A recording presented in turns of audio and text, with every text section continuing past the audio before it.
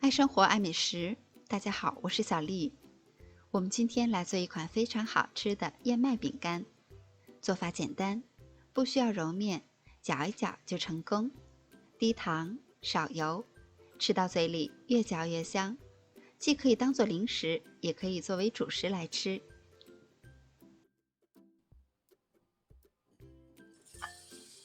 在料理机中加入200克的即食燕麦片，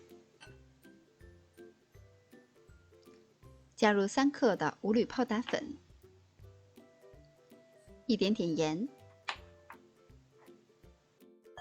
加入30克的红糖，再加入30克的黄油，加入55克的牛奶。我们把所有的材料都放入料理机中打匀。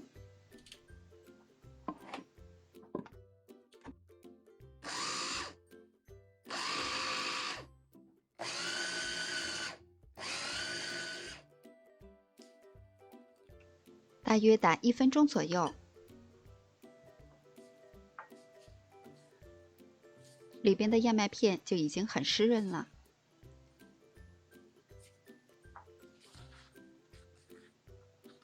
我们把它揉成团，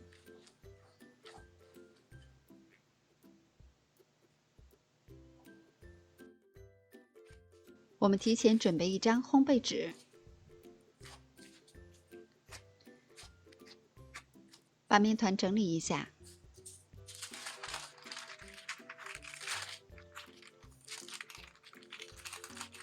再把它擀薄，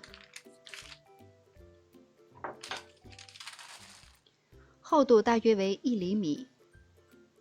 我用的是最小号的饼干模具，把它刻出一个个饼干的形状，像这样就可以了。再把多余的部分收集起来，合成团，重复之前的动作。做好的生胚都摆放到烤盘中，上边再薄薄的刷上一层牛奶。烤箱需要提前预热5到10分钟，170度上下火烤15到20分钟。这是一款做法非常简单的饼干，好吃、营养，很适合我们在家里操作。它的口感是很酥脆的，有淡淡的谷物的香和淡淡的甜，非常的好吃。既可以当做家中常备的零食，也可以当做主食来吃。喜欢的小伙伴们也可动手试一下吧。我是小丽，明天见。